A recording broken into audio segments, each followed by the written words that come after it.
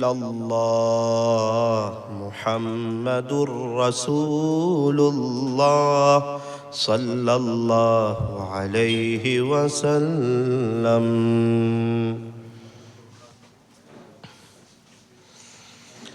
الحمد لله الحمد لله حمدا كثيرا طيبا مباركا فيه كما يحب ويرضى. أشهد أن لا إله إلا الله وحده لا شريك له في الخلق والأمر. وأشهد أن سيدنا وسندنا وحبيبنا وشفيعنا وخليلنا ومولانا محمدا عبده ورسوله صلى الله عليه وعلى آله وأصحابه وبارك وسلم تسليما كثيرا كثيرا. أما بعد فأعوذ بالله من الشيطان الرجيم. بسم الله الرحمن الرحيم. والذين آمنوا أشد حبا لله. وقال الله تبارك وتعالى في القرآن المجيد والفرقان الحميد: لقد كان لكم في رسول الله أسوة حسنة. صدق الله مولانا العظيم. وقال رسول الله صلى الله عليه وسلم: التائب من الذنب كمن لا ذنب له. وصدق رسوله النبي الكريم. ونحن على ذلك لمن الشاهدين والشاكرين، والحمد لله رب العالمين.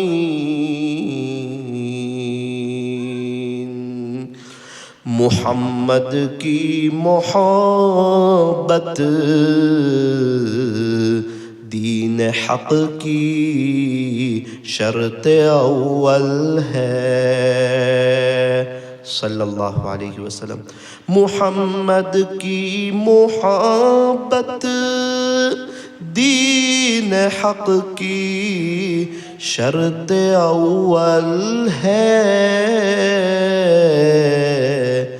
اسی میں ہو گر خامی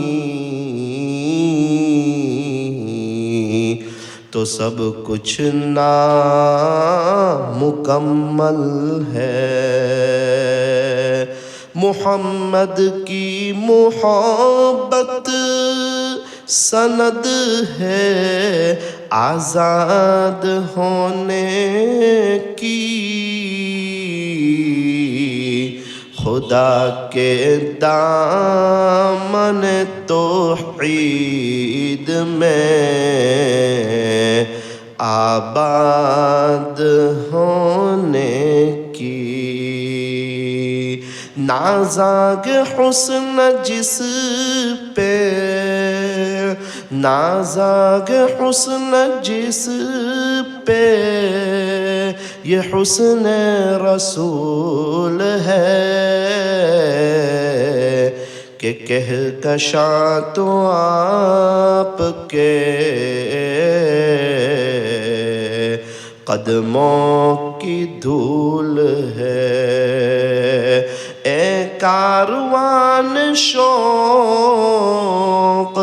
اے کاروان شوق یہاں سر کے بل چلو، کیونکہ طیبہ کے راستے کا تو کانٹا بھی پھول ہے، کانٹا بھی پھول ہے۔ یہ صبح مدینہ، یہ شام مدینہ، بڑا لطف دیتا ہے۔ نام مدینہ ساحل سے لگے گا، ساحل سے لگے گا، کبھی ہمارا بھی سفینہ، دیکھیں گے پھر شوق سے مکہ و مدینہ، دیکھیں گے پھر شوق سے مکہ و مدینہ۔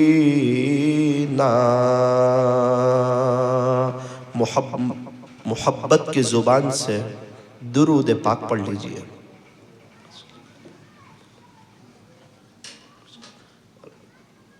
رات کو مستورات کا انتظام ہے؟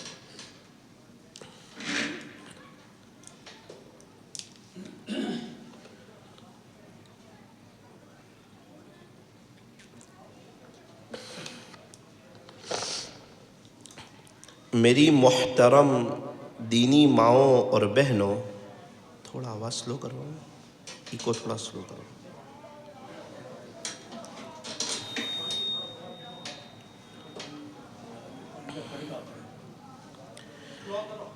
میری محترم دینی ماؤں اور بہنوں،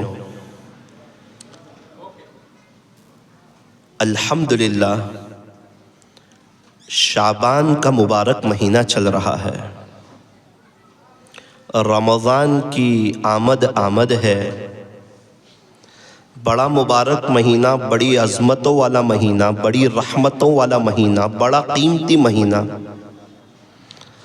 ہم اس کی نیت کریں کہ انشاءاللہ یہ رمضان اللہ کے عاشقوں جیسا گزاریں گے۔ کیا پتہ زندگی کا آخری رمضان ہو، کیا پتہ دوبارہ موقع نہ ملے، کیا پتہ زندگی وفا نہ کرے۔ ہمیں ہر رمضان یہ سوچ کر کے گزارنا ہے کہ ہو سکتا ہے زندگی کا آخری رمضان۔ گزشتہ سال بہت سے لوگ رمضان میں تھے، روزہ بھی رکھا، تراویح بھی پڑھی، لیکن یہ امید تھی کہ ابھی انتقال نہیں ہوگا، ابھی تو بہت وقت ہے، ابھی تو زندگی کے کئی رمضان دیکھنے ہیں، اس لیے رمضان جیسا گزارنا چاہیے ویسا نہ گزار سکے، غفلتوں میں گزر گیا۔ لیکن پھر کیا ہوا، موت کا وقت آ گیا، ملک الموت آ گئے، روح قبض کر لی، غسل دیا گیا، کفن پہنایا گیا، سانس رک گئی اور ان کو دفن کر دیا گیا، تنو من مٹی کے نیچے سو گئے۔ کتنا افسوس ہوتا ہوگا، اے کاش وہ رمضان اللہ کے عاشقوں جیسا گزار لیتا تو آج مغفرت ہو جاتی۔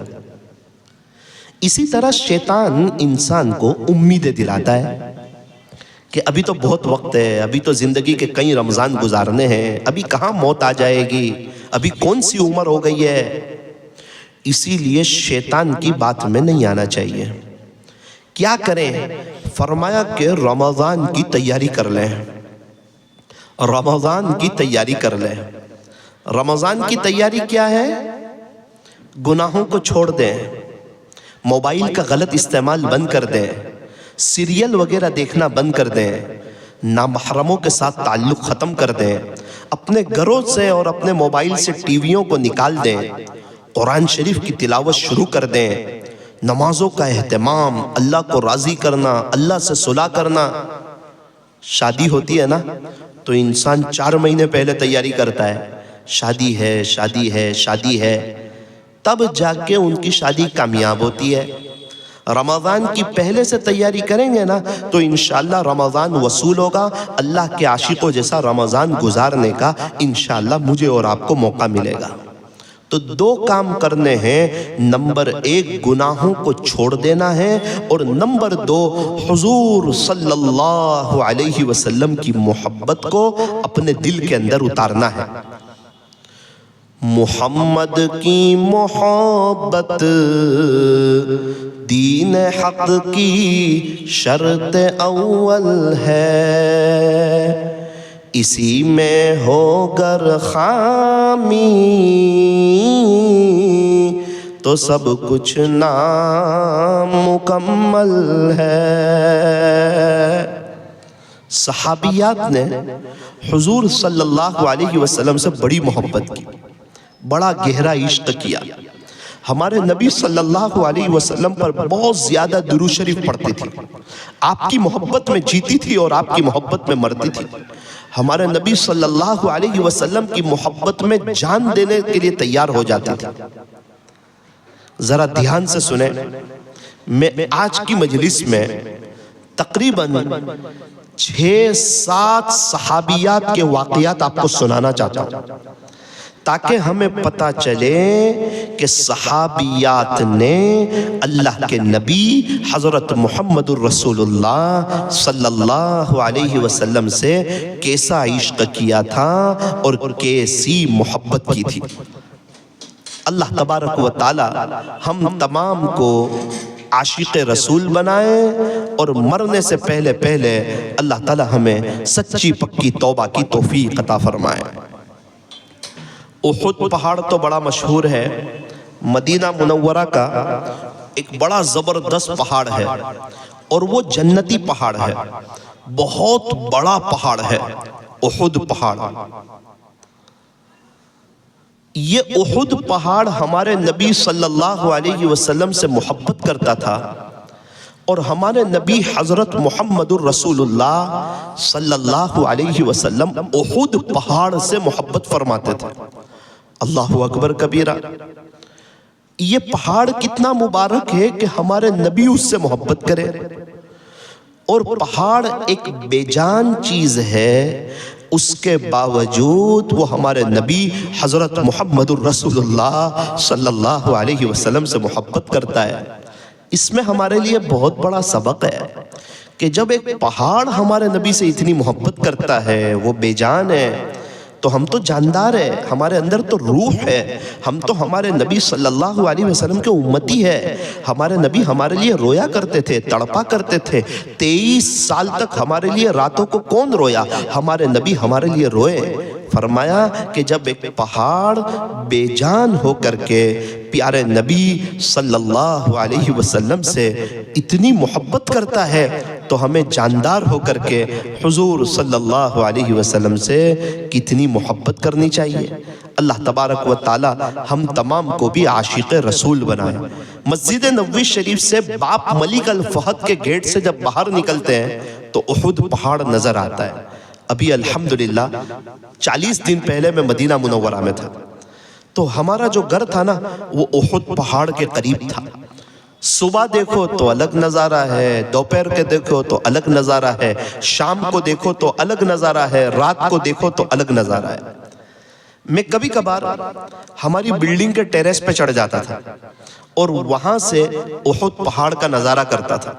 اللہ اکبر، لال رنگ کا پہاڑ نظر آتا ہے، ریڈ کلر کا پہاڑ نظر آتا ہے۔ ہمارے نبی صلی اللہ علیہ وسلم کئی مرتبہ احد پہاڑ پہ تشریف لے گئے، احد پہاڑ کے دامن میں تشریف لے گئے۔ اسلام کی ایک مشہور جنگ جو ہوئی تھی اس کو جنگ احد کہتے ہیں، غزوہ احد کہتے ہیں۔ آپ کو ایک بات سناؤں، دل ہلا دینے والی بات، دل کو تڑپا دینے والی بات، کہ صحابیات کا عشق رسول کیسا تھا اور ان کے دل میں حضرت محمد الرسول اللہ صلی اللہ علیہ وسلم کی کیسی محبت تھی۔ جب احد پہاڑ پر جنگ ہو رہی تھی، اچانک پورے مدینہ منورہ میں یہ بات پھیل گئی کہ پیارے نبی حضرت محمد الرسول اللہ صلی اللہ علیہ وسلم شہید ہو گئے۔ مدینہ منورہ کی عورتیں شدت غم میں روتی ہوئی اپنے گھروں سے باہر نکل آئی، برداشت نہیں کر سکی کہ حضور کا انتقال ہو گیا، ہمارے نبی صلی اللہ علیہ وسلم شہید ہو گئے، اللہ کو پیارے ہو گئے، اب کے بعد کی زندگی کیسی گزرے گی؟ ایک صحابیہ، انصاریہ صحابیہ، وہ فرماتی ہے کہ جب تک میں دیکھ نہیں لوں گی، خود اس کی تصدیق نہیں کر لوں گی، وہاں تک یقین نہیں کروں گی۔ اس نے اپنا اونٹ لیا اور احد پہاڑ کی طرف دوڑانا شروع کیا۔ وہ اونٹ احد پہاڑ کی طرف چلنے لگا، راستے میں ایک صحابی سے ملاقات ہوئی، پوچھا ما بالو محمد صلی اللہ علیہ وسلم، صحابی سے پوچھا کہ میرے نبی حضرت محمد الرسول اللہ صلی اللہ علیہ وسلم کا کیا حال ہے؟ آقا کا کیا حال ہے؟ خبر تو یہ پھیلی ہے کہ آپ شہید ہو گئے، آپ کا کیا حال ہے؟ انہوں نے کہا کہ وہ تو مجھے معلوم نہیں ہے کہ پیارے نبی کا کیا حال ہے، لیکن فلاں جگہ پر آپ کے بھائی کی لاش پڑی ہوئی ہے، وہ شہید ہو گئے، وہ اللہ کو پیارے ہو گئے۔ اس نے ایک پرواہ نہ کی، آگے کی طرف چلی۔ ایک اور صحابی ملے، پوچھا ما بالو محمد صلی اللہ علیہ وسلم، پیارے نبی صلی اللہ علیہ وسلم کا کیا حال ہے؟ وہ صحابی نے کہا وہ تو مجھے معلوم نہیں، لیکن فلاں جگہ پر میں نے دیکھا کہ وہاں آپ کے ابو کی لاش پڑی ہوئی ہے، آپ کے ابو کا انتقال ہو گیا ہے، آپ کے ابو شہید ہو گئے ہیں، ان کی لاش مبارک وہاں پڑی ہوئی ہے۔ صحابیہ نے کوئی پرواہ نہیں کی، آگے چلی گئی۔ حالانکہ جب بھائی کا انتقال ہو جائے نا تو بہن آگے پیچھے ہو جاتی ہے، جب بھائی کے ساتھ ابو کا بھی انتقال ہو جائے، ایک ہی گھر میں دو میت ہو جائے اور دونوں شہید ہو جائے تو وہ اس عورت کی ہمت ٹوٹ جاتی ہے اور اس کی زندگی ایک دم تنگ ہو جاتی ہے کہ ایک گھر میں بھائی بھی نہ رہا اور ابو بھی نہ رہے۔ یہ صحابیہ اور آگے بڑھنے لگی، ایک تیسرے صحابی ملے، ان سے پوچھا ما بالو محمد صلی اللہ علیہ وسلم، میرے نبی صلی اللہ علیہ وسلم کا کیا حال ہے؟ انہوں نے کہا کہ وہ تو مجھے معلوم نہیں ہے، لیکن اتنا ہے کہ میں نے فلاں جگہ پر دیکھا کہ آپ کے شوہر کی لاش پڑی ہوئی ہے، ان کا انتقال ہو گیا، وہ شہید ہو گئے۔ اللہ اکبر، بھائی بھی شہید ہو گئے، ابو بھی شہید ہو گئے اور شوہر بھی شہید ہو گئے۔ اب تو ایک عورت کی پوری ہمت ٹوٹ جاتی ہے، لیکن پتہ کی چلا کہ فلاں جگہ پر ہمارے نبی حضرت محمد الرسول اللہ صلی اللہ علیہ وسلم موجود ہے۔ یہ عورت جلدی سے وہاں پہنچی، ہمارے نبی صلی اللہ علیہ وسلم کی زیارت کی، آپ کے چادر کے کونے کو پکڑا اور یوں فرمایا کل مصیبت بعد محمد صلی اللہ علیہ وسلم سال، ہر مصیبت آپ کے ہوتے ہوئے آسان ہے۔ پیارے نبی آپ ہیں نا، چاہے میرا بھائی چلا گیا، میرا ابو چلے گئے، میرا شوہر چلا گیا، آپ ہیں تو ہر مصیبت آسان ہے۔ اللہ اکبر کبیرہ، میرا کہہ لینا آسان ہے، آپ کا سن لینا بھی آسان ہے۔ ذرا اندازہ کیجئے، جب ایک بہن کا بھائی گزر جاتا ہے تو کیا اس کے دل پہ گزرتی ہے؟ اور ایک ہی گھر میں دو جنازے ہوں، ابو بھی گزر جائیں، ایک ہی گھر میں تین جنازے ہوں، شوہر کا بھی انتقال ہو جائے، تو وہ عورت تو پوری ٹوٹ جاتی ہے، بکھر جاتی ہے، رونے لگتی ہے، تڑپنے لگتی ہے، زندگی کی جنگ ہار جاتی ہے۔ اس کو لگتا ہے کہ اب کے بعد دنیا میں میرے لیے کوئی خوشی نہیں ہے، کوئی وفا نہیں ہے، کوئی اچھی چیز نہیں ہے، اس کو ہر چیز تاریک نظر آنے لگتی ہے۔ لیکن یہ صحابیہ کا عشق رسول دیکھو، اللہ کے نبی حضرت محمد الرسول اللہ صلی اللہ علیہ وسلم کی محبت ان کے دل میں دیکھو کہ پیارے نبی کے چادر کے کونے کو پکڑ کے کہتی ہے کل مصیبت بعد محمد صلی اللہ علیہ وسلم سہل، کہ پیارے نبی اگر آپ موجود ہیں تو آپ کے ہوتے ہوئے میرے لیے ہر تکلیف آسان ہے۔ میری دینی ماؤں بہنوں، اس واقعے میں میرے لیے اور آپ کے لیے بڑا سبق ہے کہ ہم بھی ہمارے نبی حضرت محمد الرسول اللہ صلی اللہ علیہ وسلم سے سچی محبت کریں، پکی محبت کریں، درود پاک کا اہتمام کریں، سنتوں پہ چلیں، اپنے بچوں کو اسلامی لباس پہنائیں، اپنے گھروں میں دینی ماحول کو قائم کریں۔ آپ کے شوہر عاشق رسول ہو، آپ کے بچے عاشق رسول ہو، گھروں میں دینی ماحول ہو، سب دین سیکھ رہے ہو، اللہ کے دین کی محنت کر رہے ہو، اور گھروں میں سنتوں کا ایک اہتمام ہو۔ اللہ تبارک و تعالی ہمیں رمضان سے پہلے پہلے عاشق رسول بن جانے کی توفیق اور سعادت نصیب فرمائے۔ حضور صلی اللہ علیہ وسلم نے جب دنیا سے پردہ فرمایا، آپ جب مدینہ منورہ تشریف لائے تھے تو مدینہ منورہ کی ہر چیز روشن نظر آتی تھی، خوبصورت اور خوشنما نظر آتی تھی۔ ایک صحابی فرماتے ہیں جس دن پیارے نبی صلی اللہ علیہ وسلم کا انتقال ہوا، وصال مبارک ہوا اور آپ نے دنیا سے پردہ فرمایا، اس کے بعد ہمیں مدینہ منورہ میں ہر چیز تاریک نظر آتی تھی، اندھیرا نظر آتا تھا، زندگی گزارنے کا مزہ ہی ختم ہو گیا تھا۔ ایک صحابی نے کیا دعا کی، جیسے ہی ان کو پتا چلا کہ پیارے نبی صلی اللہ علیہ وسلم کا انتقال ہو گیا، انہوں نے دعا کی کہ پیارے اللہ، یہ آنکھ تو میں اس لیے چاہتا تھا کہ پیارے نبی کی زیارت کروں، پیارے نبی کا دیدار کروں، اور الحمدللہ میں اپنی آنکھوں سے پیارے نبی کی زیارت بھی کرتا تھا، دیدار بھی کرتا تھا۔ اب جب وہ دنیا میں نہ رہے تو مجھے اس آنکھ کی ضرورت نہیں ہے، مجھے نابینا کر دیجئے۔ کتابوں میں لکھا ہے اسی وقت ان کی بینائی چلی گئی اور وہ نابینا ہو گئی۔ اللہ اکبر کبیرہ۔ یہ تھا صحابہ کا اور صحابیات کا عشق رسول، اس لیے ان حضرات کا بڑا اونچا مقام ہے۔ جب پیارے نبی صلی اللہ علیہ وسلم کا انتقال ہوا، وصال مبارک ہوا، آپ نے دنیا سے پردہ فرمایا، اماں عائشہ رضی اللہ عنہا کے گھر میں آپ کو دفن کیا گیا، آپ کی تدفین عمل میں آئی، آپ کی قبر مبارک بن گئی۔ اس کے کچھ دنوں کے بعد ایک عورت آئی اماں عائشہ رضی اللہ عنہا کے پاس، اور آ کر کہنے لگی کہ میں اپنے نبی حضرت محمد الرسول اللہ صلی اللہ علیہ وسلم کی قبر کی زیارت کرنا چاہتی ہوں۔ سیدھی سادھی عورت تھی۔ اماں عائشہ رضی اللہ عنہ نے حجرہ کھول دیا، جو حجرہ تھا نا جس میں آپ آرام فرما رہے تھے وہ کھول دیا۔ فرماتی ہے کہ یہ عورت قبر مبارک کے پاس آئی اور حضور صلی اللہ علیہ وسلم کے عشق میں اس عورت کا یہ حال تھا، پیارے نبی کے عشق نے اس عورت کو اس قدر مغلوب کر دیا تھا۔ اماں عائشہ فرماتے کہ وہ روتی رہی روتی رہی روتی رہی، یہاں تک کہ وہیں پر اس کا انتقال ہو گیا، اس کی روح نکل گئی۔ اللہ اکبر کبیرہ۔ یہ کیا ہے؟ یہ ہمارے نبی صلی اللہ علیہ وسلم سے محبت ہے، یہ عشق ہے۔ جب محبت ہوتی ہے نا تو دین پہ چلنا آسان ہو جاتا ہے، اور جب محبت نہ ہو تو دین پہ چلنا مشکل ہو جاتا ہے۔ میری دینی ماؤں بہنوں، آج کی مجلس میں اس بات کو طے کرنا ہے کہ ہمیں بھی ہمارے نبی صلی اللہ علیہ وسلم سے سچی پکی محبت کرنی ہے، سچا پکا عشق کرنا ہے، نمازوں کا اہتمام کرنا ہے، برخے کا اہتمام کرنا ہے، اپنے بچوں کو دینی تعلیم سے آراستہ کرنا ہے، اپنے گھر میں فضائل اعمال کی تعلیم کرنی ہے، اور ہمارے گھر کے سب لوگوں کا وقت اللہ کے راستے میں لگتا رہے، اس کی کوشش کرنی ہے۔ اور ہمیں اپنے بچوں کو حافظ، عالم، قاری، مفتی، دین کا داعی اور اللہ کا ولی بنانا ہے، اور ایک ہی دھن، ایک ہی سوچ، ایک ہی طلب، ایک ہی تڑپ کہ پیارے نبی صلی اللہ علیہ وسلم کے عشق میں اپنی زندگی گزارنی ہے۔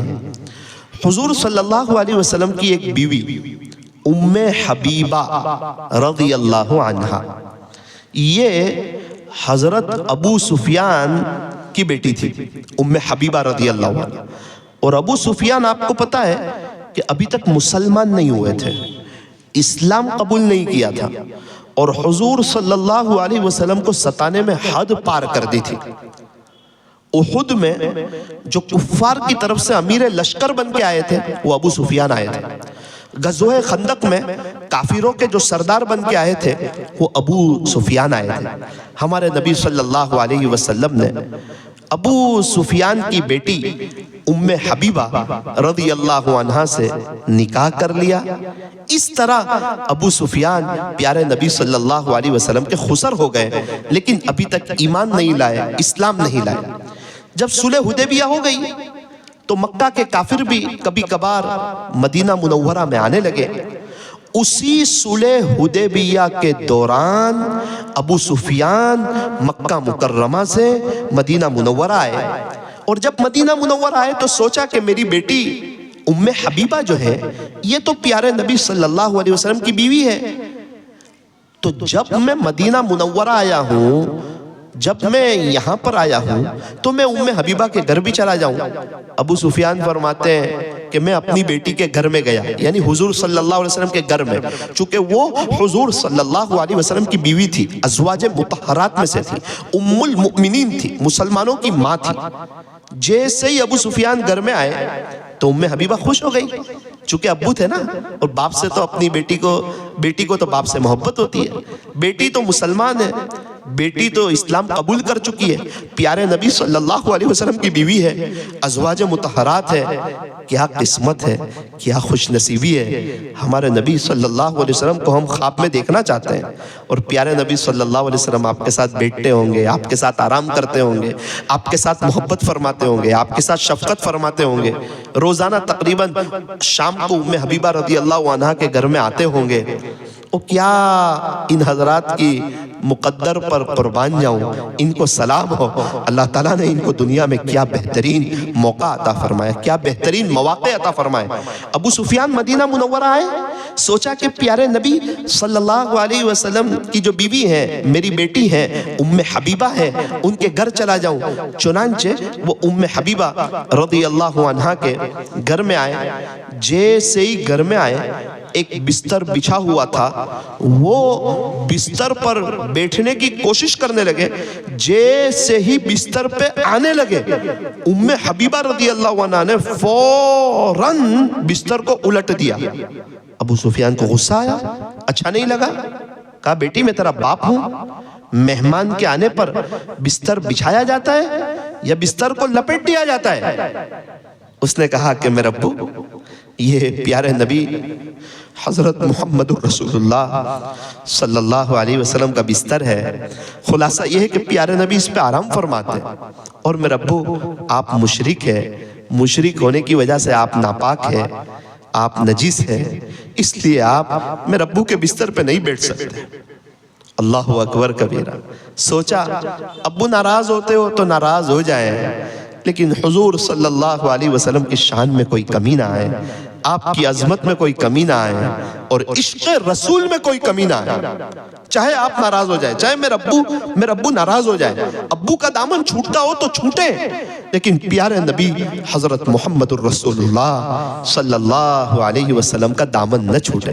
سگا باپ ہے، حضور صلی اللہ علیہ وسلم ابھی گھر میں موجود نہیں ہے، اور سگا باپ مشرک ہے، ایمان نہیں لایا ہے، اور وہ پیارے نبی کے بستر پہ پیر رکھ دے، یہ بھی آپ کی بیوی ام حبیبہ رضی اللہ عنہا کو گوارا نہیں ہے۔ بعد میں اللہ کی شان، ابو سفیان ایمان لائے، مسلمان ہوئے، اسلام کو قبول کیا، صحابی رسول بنے، پوری دنیا کے حضرت جی مولانا الیاس صاحب مل کر، سارے اللہ والے مل کر ایک ابو سفیان رضی اللہ عنہ کا مقابلہ نہیں کر سکتے۔ میری دینی ماؤں بہنوں، آج کی مجلس میں یہ بات بتانے کی کوشش کر رہا ہوں، ذرا دھیان سے سننا، دل کے کانوں سے سننا، عمل کی نیت سے سننا۔ میں صحابیات کا عشق رسول بتانے چلا ہوں، یہ بات سمجھ میں آئے گی تو رمضان کیسے گزارنا ہے وہ بات سمجھ میں آئے گی، زندگی کیسے گزارنی ہے وہ بات سمجھ میں آئے گی، اللہ کے ساتھ تعلق کیسے قائم کرنا ہے وہ بات سمجھ میں آئے گی۔ کب سمجھ میں آئے گی؟ جب یہ باتیں سمجھ میں آئے گی۔ صحابیہ اللہ کے نبی صلی اللہ علیہ وسلم کے اشاروں پر جان دینے کے لیے تیار ہو جاتے تھے۔ ایک صحابی گزرے، حضرت ربیعہ اسلمی رضی اللہ عنہ، نوجوان تھے، بہت غریب صحابی تھے، پتہ نہیں کیا بات ہے، ان کو کوئی اپنی بیٹی دینے کے لیے تیار نہیں تھا، حالانکہ صحابی رسول ہے، نوجوان ہے، غریب بہت تھے، کیا بات تھی پتہ نہیں، حضرت ربیعہ اسلمی رضی اللہ عنہ کو کوئی اپنی بیٹی دینے کے لیے تیار نہیں۔ صحابہ میں اس کا مذاکرہ ہوا کہ یار یہ ربیعہ ہے، اس کے ساتھ کوئی شادی کرنے تیار نہیں ہے، کوئی اپنی بیٹی دینے تیار نہیں ہے۔ حضور صلی اللہ علیہ وسلم نے حضرت ربیعہ اسلمی رضی اللہ عنہ کو انصار کے قبیلے کی طرف اشارہ کیا کہ وہاں جا کر رشتہ مانگو۔ حضرت ربیعہ اسلمی رضی اللہ عنہ اس قبیلے میں آئے اور یوں کہا کہ میں پیارے نبی صلی اللہ علیہ وسلم سے مشورہ کر کے آیا ہوں، فلاں لڑکی سے، فلاں کی بیٹی سے میرا نکاح کر دیا جائے۔ جب اتنا بڑا جملہ کہا کہ میں پیارے نبی صلی اللہ علیہ وسلم سے مشورہ کر کے آیا ہوں، یعنی اللہ کے نبی نے مجھے بھیجا ہے۔ تو ان کے ابو نے کہا کہ آپ رکو، میں اپنی بیٹی سے پوچھ لیتا ہوں، اپنی بیٹی سے معلوم کر لیتا ہوں، اپنی بیٹی سے اجازت لے لیتا ہوں۔ تو بیٹی کو کہا کہ بیٹی ایک شخص آئے ہیں، حضرت ربیعہ اسلمی آئے ہیں، حضور صلی اللہ علیہ وسلم سے مشورہ کر کے آئے ہیں اور وہ آپ سے نکاح کرنا چاہتے ہیں۔ بیٹی نے کیا پیارا جواب دیا، سبحان اللہ، کیا محبت تھی ان کے دلوں میں ہمارے نبی حضرت محمد الرسول اللہ صلی اللہ علیہ وسلم کی، کیا محبت تھی اور کیا عشق تھا اور کیا تعلق تھا ان کے دلوں کے اندر۔ بیٹی کیا کہتی ہے، ابو یہ نہ دیکھو کون آیا ہے، بلکہ یہ دیکھو کہ کس نے بھیجا ہے۔ یہ نہ دیکھو کہ کون آیا ہے، بلکہ یہ دیکھو کہ کس نے بھیجا ہے۔ چنانچہ رشتہ ہو گیا، فوراً ان کا نکاح کر دیا گیا۔ یوں حضرت ربیعہ اسلمی رضی اللہ عنہ کی شادی ہو گئی۔ ایک لڑکی ہے، حضور صلی اللہ علیہ وسلم کا اشارہ ہوا کہ ان کا نکاح حضرت ربیعہ اسلمی سے ہو جائے، تو اپنی کوئی مرضی نہیں، اپنا کوئی ارادہ نہیں، اپنی کوئی چاہت نہیں، شوہر مالدار ہے یا غریب ہے کچھ دیکھنے کی ضرورت نہیں، بس پیارے نبی کا اشارہ ہے، اور صحابیہ تو پیارے نبی کے اشاروں پر جان دینے کے لیے تیار ہے۔ تو یہ ہے صحابیات کا عشق رسول، پیارے نبی حضرت محمد الرسول اللہ صلی اللہ علیہ وسلم کے ساتھ محبت، پیار، شفقت۔ میری دینی ماؤں بہنوں، ضرورت اس بات کی ہے کہ ہم بھی ہمارے نبی حضرت محمد الرسول اللہ صلی اللہ علیہ وسلم سے سچی پکی محبت کریں۔ غزوہ خیبر میں ایک صحابیہ کو پیارے نبی صلی اللہ علیہ وسلم نے اپنے مبارک ہاتھوں سے ہار پہنایا۔ غزوہ خیبر میں ایک صحابیہ کو پیارے نبی صلی اللہ علیہ وسلم نے اپنے مبارک ہاتھوں سے ہار پہنایا۔ وہ اتنی خوش ہو گئی، اتنی خوش ہو گئی، اتنی خوش ہو گئی، اور اس نے اس ہار کی ایسی قدر کی، ایسی عظمت کی کہ زندگی بھر اس ہار کو نہیں اتارا، کہ یہ میرے نبی نے اپنے دست مبارک سے، دست بابرکت سے، پیارے نبی صلی اللہ علیہ وسلم نے یہ ہار مجھے پہنایا ہے۔ یہاں تک کہ جب انتقال ہونے لگا تو وصیت کی کہ جب مجھے دفن کیا جائے تو اس ہار کو بھی میرے ساتھ دفن کر دیا جائے، چونکہ یہ ہار کو دیکھتے ہوئے ان کو پیارے نبی صلی اللہ علیہ وسلم کی یاد آتی تھی۔ ہمارے نبی صلی اللہ علیہ وسلم نے اپنے ہاتھ سے ان کو یہ ہار پہنایا تھا۔ میں یہ عرض کرنا چاہتا ہوں کہ حضور صلی اللہ علیہ وسلم کی تھوڑی سی نسبت لگ جاتی تھی نا، تو صحابیہ آپ کے پیچھے جان دینے کے لیے تیار ہو جاتی تھی۔ حضرت سلمہ رضی اللہ عنہ ایک صحابیہ ہے، ان کو ہمارے نبی صلی اللہ علیہ وسلم سے بہت محبت تھی، اتنی خدمت کی، پیارے نبی کی اتنی خدمت کی، اتنی خدمت کی کہ ان کا لقب ہو گیا خادم رسول صلی اللہ علیہ وسلم، کہ یہ حضرت سلمہ تو پیارے نبی صلی اللہ علیہ وسلم کی خادمہ ہے۔ ان کی امی کے ایک غلام تھے، ان کا نام سفینہ تھا، سفینہ ان کی امی کے غلام تھے، ان کا نام سفینہ تھا۔ انہوں نے اپنے غلام سے کہا کہ میں آپ کو اس شرط پر آزاد کرنا چاہ رہی ہوں کہ آپ پوری زندگی پیارے نبی صلی اللہ علیہ وسلم کی خدمت کریں۔ غلام نے کہا کہ اماں جان اگر آپ شرط نہ لگاتی تو بھی میں پوری زندگی ان کے در کی غلامی کرتا، ان کے در کو نہ چھوڑتا۔ یہ تو آپ شرط لگا رہی ہے، اگر آپ شرط نہیں بھی لگاتی نا تو میں پوری زندگی پیارے نبی حضرت محمد الرسول اللہ صلی اللہ علیہ وسلم کے در کی غلامی کرتا۔ ام عطیہ رضی اللہ عنہ یہ بھی ایک صحابیہ ہے، جب بھی پیارے نبی صلی اللہ علیہ وسلم کا نام لیتی تو شروع میں جملہ کہتی بھی ابھی، پیارے نبی میرے باپ آپ پر قربان ہو، میرے ابو آپ پر قربان ہو۔ اللہ اکبر کبیرہ۔ میری دینی ماؤں بہنوں، میری ساری بات کا خلاصہ یہ ہے، آج کی مجلس میں ہمیں یہ طے کرنا ہے کہ اب ہم اپنی زندگی کو چینج کریں گے اور اللہ اس کے رسول کی محبت میں اپنی زندگی کو گزاریں گے، غفلت سے بچیں گے، سیریلوں سے بچیں گے، موبائل کے غلط استعمال سے بچیں گے، اپنے گھروں سے اور اپنے موبائل سے ٹی ویوں کو نکالیں گے، باہر بغیر برقعے کے نہیں بیٹھیں گے، پردے کا اہتمام کریں گے، اپنے آپ کو چھپائیں گے۔ جب حضور صلی اللہ علیہ وسلم کی گھر کی عورتوں نے پردہ کیا، جب آپ کی بیٹیوں نے پردہ کیا، تو آج کی گنہگار عورتیں کیوں پردہ نہ کریں؟ میری دینی ماؤں بہنوں، آپ کی تو قبر پر بھی پردہ کیا جاتا ہے۔ آج جس عورت کو دیکھو وہ پریشان ہے، وہ بے چین ہے، وہ حالاتوں میں ہے، وہ تکلیفوں میں ہے، وہ سکون چاہتی ہے، وہ عزت چاہتی ہے، وہ راحت چاہتی ہے، وہ شوہر کے ساتھ محبت چاہتی ہے، بچوں کو آنکھوں کی ٹھنڈک بنتے دیکھنا چاہتی ہے، دنیا آخرت سنوارنا چاہتی ہے، وہ چاہتی ہے کہ یہ دنیا کی زندگی میری بیسٹ ہو جائے، بہترین ہو جائے، موت کے وقت کلمہ مل جائے، میرے بچے مجھے ایصال ثواب کرے، ہمارے گھروں میں ایک دینی ماحول قائم ہو جائے، اللہ خوش ہو جائے، دنیا آخرت دونوں بہتر بن جاوے۔ ہر عورت کی یہ چاہت ہے، یہ تمنا ہے، وہ سکون کی تلاش میں ہے، وہ پیس آف مائنڈ کہہ رہی ہے کہ ہمیں سکون نہیں ہے۔ سکون کہاں ملے گا؟ اطمینان کہاں ملے گا؟ چین سکون کہاں ملے گا؟ او میری دینی ماؤں بہنوں، اللہ تبارک و تعالیٰ نے ہمیں آنکھیں دی تو دیکھنے کی طاقت دی، زبان دی تو بولنے کی طاقت دی، کان دیے تو سننے کی طاقت دی، ہاتھ دیے تو پکڑنے کی طاقت دی، پیر دیے تو چلنے کی طاقت دی، دماغ دیا تو سوچنے کی طاقت دی، دل دیا لیکن سکون نہیں دیا۔ آنکھ دی تو دیکھنے کی طاقت دی، ہاتھ دیے تو پکڑنے کی طاقت دی، پیر دیے تو چلنے کی طاقت دی، لیکن اللہ تعالیٰ نے ہمیں دل دیا لیکن سکون دیا، دل دیا تو سکون نہیں دیا۔ یوں فرمایا کہ سکون میں نے اپنے پاس رکھا ہے، آپ مجھے یاد کرو، آپ کو سکون دوں گا۔ اگر آپ مجھے یاد نہیں کرو گے، تڑپتے رہو گے، بلکتے رہو گے، سسکتے رہو گے، پریشان رہو گے، بے چین رہو گے، حالات میں رہو گے، آپ کو سکون نہیں ملے گا۔ سکون اللہ کی یاد میں۔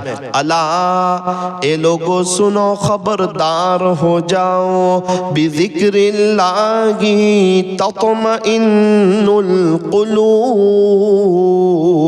کہ اللہ کے ذکر ہی سے دلوں کو اطمینان ہوتا ہے۔ اللہ کا ذکر کرو گے، قرآن شریف کی تلاوت کرو گے، نمازوں کا اہتمام کرو گے، چلتے پھرتے اٹھتے بیٹھتے درود شریف پڑھو گے، سکون بھی ملے گا، اطمینان بھی ملے گا، زندگی گزارنے کی مزہ بھی آئے گی۔ اللہ کے ذکر کے بغیر سکون نہیں۔ درخت کو، پودے کو پانی نہ ملے وہ درخت مرجھا جاتا ہے۔ انسان اللہ کو یاد نہ کرے اس کی روح مرجھا جاتی ہے۔ آپ نے دیکھا ہوگا نا، بہت سے لوگ ہیں، غسل کیا ہے، اچھے کپڑے پہنے ہیں، خوشبو لگائی ہے، دیکھنے میں بہت خوش ہے، لیکن اندر سے ایک دم غم میں ڈوبے ہوئے، مرجھائے ہوئے۔ کیوں؟ ان کا جسم تو طاقتور ہے، لیکن ذکر نہ کرنے کی وجہ سے ان کی روح کمزور ہے۔ ایک بات سنانا چاہتا ہوں، یہ آج کی پوری مجلس کا خلاصہ ہے۔ اگر یہ بات سمجھ میں آ گئی تو زندگی گزارنے کی مزہ آ جائے گی، اللہ کے ساتھ تعلق ہو جائے گا۔ میری بوٹاٹ کی دینی ماؤں بہنوں، آپ کا آنا، بیٹھنا، جمع ہونا وصول ہو جائے گا۔ آپ لوگ بڑی قربانی دے کر کے آئی ہو، دور دراز سے آئی ہو، آپ کی بڑی قربانی ہے۔ اللہ تبارک و تعالی آپ کے بیٹھنے کو، جمع ہونے کو، یہاں آنے کو قبول فرمائے۔ میرا دھیان آگے پیچھے ہو جاتا ہے، نہیں مت چلاؤ۔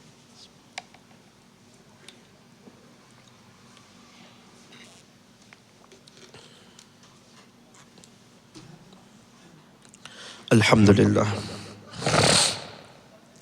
ایک بزرگ کے پاس ایک عورت آئی، حضرت گھر میں نہیں تھے، حضرت کی اہلیہ کو بتایا کہ میں بہت تکلیف میں ہوں. بہت سی عورتیں کہتی ہیں نا میں تکلیف میں ہوں، حالات میں ہوں، پریشانی میں ہوں. ان کے لیے بہت بڑا سبق ہے اس واقعے میں. حضرت کہاں ہیں؟ اپنی زبان میں پورا واقعہ سنا رہا ہوں. تو کہا کہ مسجد میں ہے، ابھی آئیں گے تو آپ کی بات کرا دوں گی، پردے میں بات کر لینا لیکن مختصر بات کرنا. عورتیں بات لمبی کرتی ہیں، مختصر بات کرنا. حضرت آئے. بیوی نے کہا حضرت ایک عورت آئی ہے، وہ بڑی تکلیف میں ہے، رو رہی ہے، آپ سے کچھ بات کرنا چاہتی ہے. اب وہ چھوٹی عمر تھی اس کی، زیادہ بڑی نہیں تھی.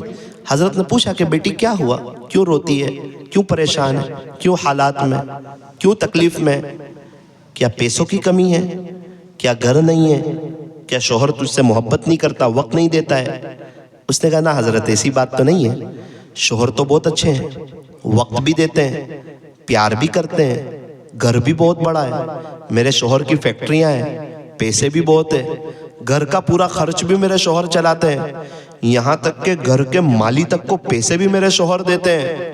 اچھا تو پھر کیا تکلیف ہے، کیا پریشانی ہے، روتی کیوں ہے، کیوں بے چین ہے؟ تو کہا کہ میرے شوہر کے پاس اتنا پیسہ ہے لیکن مجھے پاکٹ خرچ کم دیتے ہیں. تو کہا کہ پیسہ ہو، اللہ نے نوازا ہو تو دینا چاہیے، بیوی بچوں پہ خرچ کرنا چاہیے. تو حضرت یا تو آپ میرے شوہر کو کہہ دو یا مجھے کوئی وظیفہ بتا دو، میں عمل کر لوں. حضرت سمجھے کہ 501 روپے دیتے ہوں. تو حضرت نے پوچھا کہ بیٹی کتنا دیتے ہیں تجھے پاکٹ خرچ؟ تو وہ رونے لگی. حضرت فرماتے کہ اس طرح روئی جیسے اس کے کسی قریبی رشتہ دار کا انتقال ہو گیا، اس طرح روئی.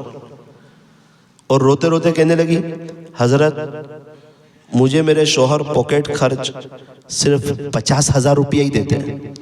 حضرت کو ہنسی آ گئی. 50,000 روپے دیتے تو گھر کا خرچہ؟ بولے وہ تو میرے شوہر اٹھاتے ہیں. تو 50,000 روپے تجھے کم لگتے ہیں؟ کہا مجھے نہیں ہو رہے تھے حضرت، کیا کروں میری زندگی تنگ ہو گئی ہے. وہ پھر روئی. تو حضرت نے کہا کہ دیکھ تو پریشانی ختم کرنا چاہتی ہے یا پیسہ بڑھانا چاہتی ہے؟ عورت ہے نا، کہنے لگی حضرت پیسہ بڑھ جائے گا تو پریشانی ختم ہو جائے گی. حضرت نے فرمایا کہ ایسی بات نہیں ہے، دونوں الگ الگ چیزیں، پیسے کا بڑھنا الگ چیز ہے اور پریشانی کا ختم ہونا الگ چیز ہے. تو کیا چاہتی ہے؟ اس نے کہا حضرت میں تو چاہتی ہوں کہ میرے دل پہ ایک بوجھ لگ رہا ہے، میں غمگین رہتی ہوں، اداس سی رہتی ہوں، زندگی گزارنے کی مزہ نہیں آتی. پیسہ ہے، گھر ہے، شوہر ہے، محبت بھی کرتا ہے، سب کچھ ہے، زندگی میں مزہ نہیں ہے. کھانے میں نمک نہ ہو تو کھانے میں مزہ نہیں، اللہ کے ساتھ تعلق نہ ہو تو زندگی گزارنے میں مزہ نہیں. حضرت نے فرمایا کہ 3 بات بتاتا ہوں، اس پہ عمل کر لے، انشاءاللہ تجھے سکون مل جائے گا، تیرا دل کا بوجھ ہلکا ہو جائے گا، تیرا غم ہلکا ہو جائے گا، زندگی گزارنے کی تجھے مزہ آ جائے گی، تو مجھے دعا دینے لگے گی، انشاءاللہ دنیا میں رہتے ہوئے تجھے جنت کا مزہ آنے لگے گا. اچھا کون سے 3 کام کروں؟ پہلی بات، بیٹی تو نماز پڑھتی ہے؟ سوال پوچھا.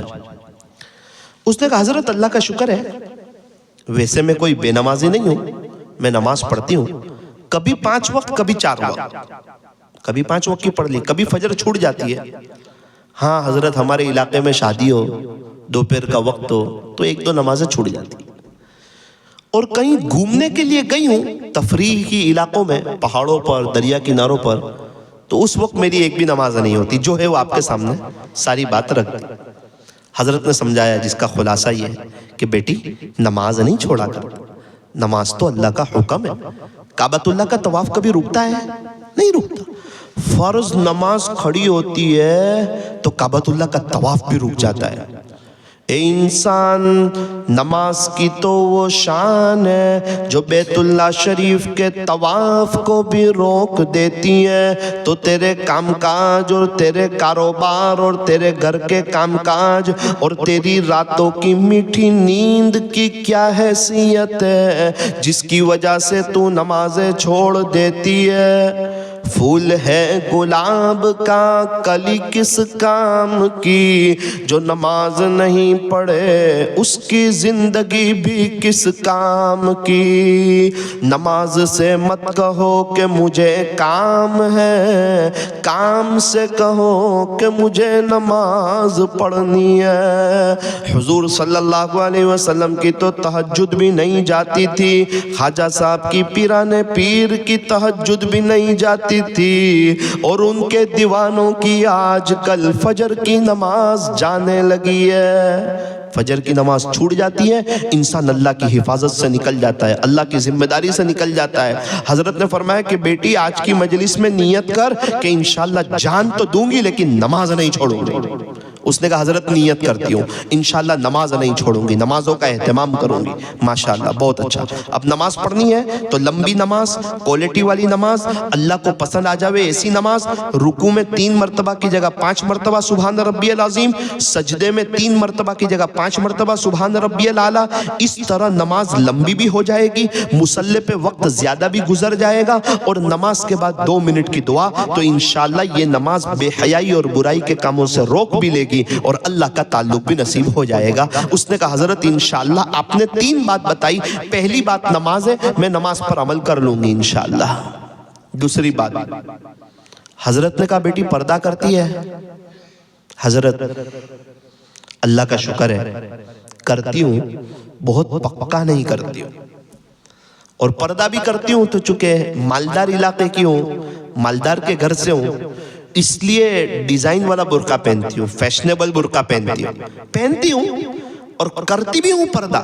ایک دم آوارہ قسم کی زندگی نہیں گزارتی، لیکن حضرت پھر وہی شادی ہوتی ہے تو پردہ اتر جاتا ہے۔ چونکہ ہم بڑے گھر کے ہیں، اچھے اچھے کپڑے پہننا، ہر شادی میں نئے نئے کپڑے خریدنا، تاکہ دوسروں کو پتہ بھی چلے نا کہ آج یہ کپڑا پہنا ہے، آج یہ ڈریس، آج وہ ڈریس۔ اور ایک مرتبہ شادی میں ایک ڈریس پہنا، اس کے بعد دوسرا اس کو پہنتی نہیں ہوں، لوگ کیا کہیں گے۔ اور جتنے بھی لوگ یہ سوچتے ہیں نا لوگ کیا کہیں گے، سب سے زیادہ پریشان وہی ہے، اور خطرہ ہے کہ ان کی دنیا اور آخرت دونوں برباد ہو جائے۔ پیارے نبی صلی اللہ علیہ وسلم کے چچا ابو طالب جو ایمان نہیں لائے تھے، وہ اسی لیے نہیں لائے تھے کہ لوگ کیا کہیں گے، اور مکہ کے بڑے بڑے کافر اس لیے بغیر ایمان کے چلے گئے کہ لوگ کیا کہیں گے۔ آج بہت سی عورتیں اسی لیے فیشن میں ہیں، پریشانی میں، حالات میں، سود بیاج اور مہیلا لون میں پڑی ہوئی ہے، اور اچھے اچھے کپڑے بناتی ہے، شادی میں خوب تیار ہوتی ہے، لوگ کیا کہیں گے۔ لوگ کچھ نہیں کہیں گے، میرے اور آپ کے بعد انا للہ کہیں گے، اور کیا کہیں گے۔ آج سب پریشان ہیں، آج کوئی کسی کی خوشی دیکھنے اور کوئی کسی کے اچھے کپڑے نہیں دیکھتا، ہر ایک اپنی فکر میں ہے، کوئی کسی کو دیکھنے والا نہیں، کوئی کسی کے بارے میں سوچنے والا نہیں، اور دنیا والے ہم کو عزت بھی نہیں دے سکتے، ہم کو ذلیل بھی نہیں کر سکتے۔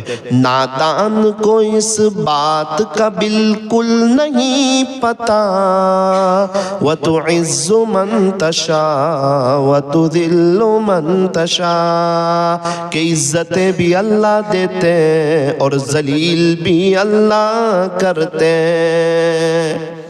حضرت نے فرمایا بیٹی نیت کر لے کہ انشاءاللہ پکا پردہ کرے گی، سیدھا سادہ ڈھیلا ڈھالا برقع پہنے گی، فیشنیبل نہیں، چست نہیں، اسٹون والا نہیں، دکھلاوے والا نہیں، لوگوں کی نظر میں جھچنے والا نہیں، بلکہ اپنے آپ کو چھپانے والا برقع۔ پتہ ہی نہ چلے کہ بڑی عمر کی عورت جا رہی ہے یا جوان عورت جا رہی ہے۔ سونے چاندی کو چھپایا جاتا ہے نا، ہیرے موتی کو چھپایا جاتا ہے نا، قیمتی چیز کی حفاظت کی جاتی ہے نا، عورتیں بڑی قیمتی ہے۔ فرمایا تم اپنے آپ کو چھپاؤ، تم چھپانے کی چیز ہو، تم ظاہر کرنے کی چیز نہیں ہو۔ 1 روپے کی چاکلیٹ ہے، اس کا کور اتر جائے، کیڑی آ جاتی ہے، مکوڑے آ جاتے ہیں، مچھر آ جاتے ہیں، اس 1 روپے کی چاکلیٹ کی پوری اہمیت ہی ختم ہو جاتی ہے، پوری کشش ہی ختم ہو جاتی ہے۔ 1-2 سال کا بچہ وہ چاکلیٹ کھانا پسند نہیں کرتا ہے۔ جس عورت کا پردہ اتر جاتا ہے اس کی کشش ہی ختم ہو جاتی ہے، رونق ہی ختم ہو جاتی ہے، بہار ہی ختم ہو جاتی ہے، وہ اللہ کی نظر سے گر جاتی ہے، خود بھی گنہگار بنتی ہے، دوسروں کو بھی گنہگار بنتی ہے۔ پتہ نہیں قبر میں کیا ہوگا۔ اللہ اکبر کبیرہ۔ میری دینی ماؤں بہنوں، نیت کرو انشاءاللہ پردے کا اہتمام کریں گے، سیدھا سادہ ڈھیلا ڈھالا برقع پہنیں گے، اللہ کو راضی کرنے کے لیے برقع پہنیں گے۔ اس عورت نے کہا کہ انشاءاللہ حضرت میں سچا پکا پردہ کروں گی، آج کی مجلس میں نیت کرتی ہوں۔ بہت آسان ہے اگر عورت دل پہ لے لے۔ تیسری بات، 3 بات حضرت نے کہی تھی، میں بھی یہ 3 بات سنا کر مختصر رمضان پہ بات کر کے اپنی بات کو ختم کروں گا۔ تیسری بات، حضرت نے پوچھا بیٹی تیرے گھر میں ٹی وی ہے؟ اس نے کہا حضرت ٹی وی تو ہے لیکن بند ہے۔ ٹی وی تو ہے لیکن بند ہے۔ بیٹی سانپ کو گھر میں رکھنا ہی کیوں، چاہے کھلا ہو یا بند؟ زہر کو گھر میں رکھنا ہی کیوں، ظاہر ہو یا بند ہو؟ کبھی بھی کوئی کھا لے تو مر جائے گا، خطرہ ہو جائے گا، نقصان ہو جائے گا۔ نقصان دہ چیز کو گھر میں رکھنا کیوں؟ بیٹی جس گھر میں تصویر ہونا اس گھر میں رحمت کے فرشتے نہیں آتے، تو جس گھر میں ٹی وی ہو اس گھر میں رحمت کے فرشتے کیسے آئیں گے؟ اس گھر والے کو موت کے وقت کلمہ کیسے ملے گا؟ جب انتقال ہوتا ہے نا تو یا تو رحمت کے فرشتے آتے ہیں یا عذاب کے فرشتے آتے ہیں۔ اب رحمت کے فرشتے تو آئیں گے نہیں، تو لینے کے لیے کون سے فرشتے آئیں گے؟ اگر عذاب کے فرشتے آتے ہیں تو کیا اس کو موت کے وقت کلمہ ملے گا؟ جس گھر میں ٹی وی ہوتی ہے میاں بیوی کی لڑائیاں ہوتی رہتی ہے، جس گھر میں ٹی وی ہوتی ہے اکثر ان گھر والوں کی فجر کی نماز چلی جاتی ہے، اللہ تعالیٰ ان سے ناراض ہوتے ہیں، ان کو سجدے کی توفیق نہیں دیتے، اور وہ نماز بھی پڑھتے ہیں نا ان کی نمازوں میں دھیان نہیں لگتا، ان کے بچے عام طور پہ ماں باپ کے نافرمان ہو جاتے ہیں، ماں باپ کی موجودگی میں ان کی قدر نہیں کرتے، اور اگر ماں باپ چلے جائیں تو ان کو اہتمام سے ایصال ثواب نہیں کرتے۔ ٹی وی بہت بری بلا ہے، جس گھر کے اوپر الٹی چھتری ہو نا اس گھر پہ خدا کے سیدھے فیصلے نہیں اترتے۔ میری بیٹی حضرت نے فرمایا کہ جتنا ٹی وی کا ہونا موبائل میں برا ہے اتنا ہی ٹی وی کا ہونا گھر میں برا ہے۔ جیسے گھر میں ٹی وی بری ہے اسی طرح موبائل میں ٹی وی بھی بری ہے۔ ہاں اگر گاؤں میں گھر میں ٹی وی ہے اس کا گواہ پورا علاقہ ہے، اور اگر موبائل میں ٹی وی ہے اس کا گواہ میرا اللہ ہے، اور وہ گناہ جس کے گواہ اللہ ہو وہ گناہ بہت خطرناک ہو جاتا ہے۔ حضرت نے فرمایا کہ میری بیٹی تو نے نماز کی بھی نیت کر لی، تو نے پردے کی بھی نیت کر لی، ٹی وی کی بھی نیت کر لے کہ انشاءاللہ موبائل سے گھر سے ٹی وی نکال دوں گی، سیریلوں سے جان چھڑاؤں گی، مصلی پہ زیادہ بیٹھوں گی، درود شریف استغفار کروں گی، اپنے اللہ کو راضی کروں گی۔ حضرت نے فرمایا انشاءاللہ میں دعا کے ذریعے تیری مدد کروں گا۔ اس کا سوال کیا تھا کہ میرا پیسہ بڑھ جائے تاکہ میری پریشانی دور ہو جاوے، اور حضرت کا جواب کیا ہے کہ تو نماز پڑھ لے، تو پردہ کر لے، ٹی وی نکال دے، اللہ تیری پریشانی کو دور کرے گا۔ حضرت فرماتے ہیں 4 مہینے کے بعد اس کا فون آیا، 4 مہینے کے بعد، السلام علیکم حضرت خیریت سے ہو؟ تو کہا جی الحمدللہ اللہ کا کرم ہے میں خیریت سے ہوں۔ کیا ہوا بیٹی؟ حضرت اللہ آپ کو جزائے خیر دے، اللہ آپ کو جزائے خیر دے، میرے دل کا بوجھ ہلکا ہو گیا ہے۔ حضرت دنیا میں رہتے ہوئے جنت کے مزے لے رہی ہوں، میری پریشانیاں دور ہو گئی، میں پہلے بہت غمگین اداس رہتی تھی، اب اللہ کے عشق میں اللہ کی محبت میں بہت خوش رہنے لگی ہوں۔ حضرت میرے دل کا بوجھ ہلکا ہو گیا، آپ نے مجھے صحیح بات بتائی حضرت، اس کا بدلہ اللہ آپ کو دے گا، میں دنیا میں رہتے ہوئے جنت کے مزے لے رہی ہوں۔ حضرت نے پوچھا نماز؟ حضرت نماز کی آپ بات کرتے ہیں؟ اب تو ایسا مزہ آ رہا ہے مصلی پہ کہ میں تہجد پڑھنے لگی ہوں۔ پردہ؟ حضرت ایک دم سچا پکا پردہ، چاچا کے بیٹوں سے بھی پردہ، پھوئی کے بیٹوں سے بھی پردہ، ماما کے بچوں سے بھی پردہ، نامحرموں سے پکا پردہ کر لیا ہے۔ حضرت پہلے بہت پریشان رہتی تھی، پردہ نہیں کرتی تھی نا، ہر شادی میں نئے نئے کپڑے خریدنے پڑتے تھے، اور میں سمجھتی تھی کہ سب میرے کو دیکھ رہے ہیں، کوئی دیکھتا نہیں تھا حضرت۔ لوگوں کے لیے بہت جی کے دیکھا، پریشانی کے علاوہ، بے چینی کے علاوہ، حالات کے علاوہ، تکلیفوں کے علاوہ کچھ ہاتھ نہیں آیا۔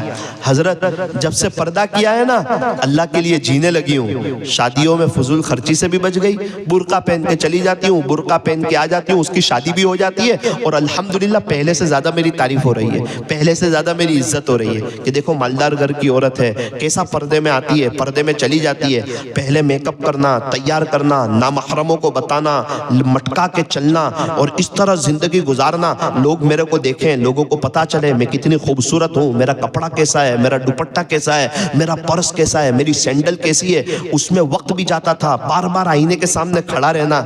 حضرت اللہ کا شکر ہے آپ نے پردے کا راستہ راستہ بتایا نا تو میری سب جان ہی چھوٹ گئی. بار بار تیار ہونا, آئینے کے سامنے کھڑا ہونا, کپڑوں کو میچ کرنا, یہ چیز لینے جانا, یہ پرس لینے جانا, میچنگ سینڈل لینے جانا, یہ خرچ وہ خرچ, یہ دیکھے گا وہ دیکھے گا. ارے لوگوں کے لیے بہت جیا, ہاتھ میں کچھ نہیں آیا, اب اللہ اس کے رسول کے عشق میں جی رہی ہوں. حضرت مزہ تو اب آ رہا ہے, چہرے پہ نور تو اب آ رہا ہے, زندگی گزارنے کی مزہ تو اب آ رہی ہے. لوگ اب محبت کر رہے ہیں, پہلے کوئی محبت نہیں کرتا تھا بلکہ لوگ حسد کرتے تھے. دیکھ کیسے کیسے کپڑے پہنتی ہے, اور اسی حسد میں لوگ جادو کرتے تھے, اسی حسد میں لوگ پریشان کرتے تھے, اسی حسد میں لوگ گرانے کی کوشش کرتے تھے. سادگی میں تو بہت فائدہ ہے نا, اللہ کی طرف آنے میں تو بہت فائدہ ہے نا.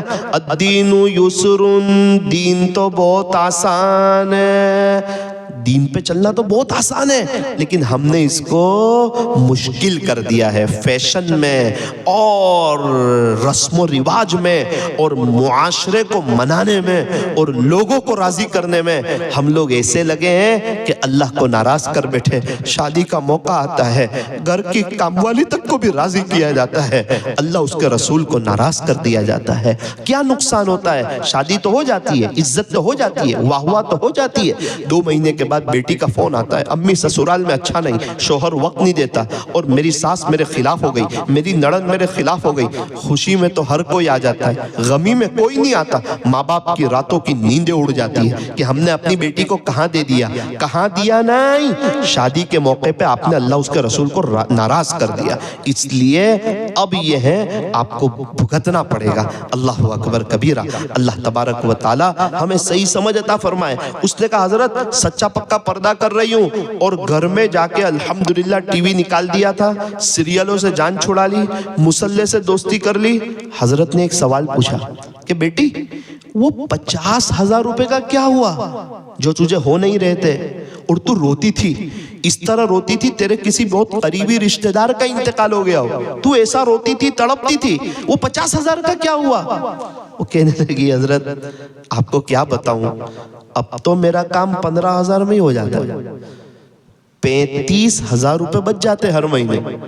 اب تو نئے نئے کپڑے لینے نہیں, لوگوں کے لیے تیار ہونا نہیں, دکھلاوا کرنا نہیں, اب تو سادگی والی لائف ہو گئی, مزہ والی لائف ہو گئی, چین سکون والی لائف ہو گئی.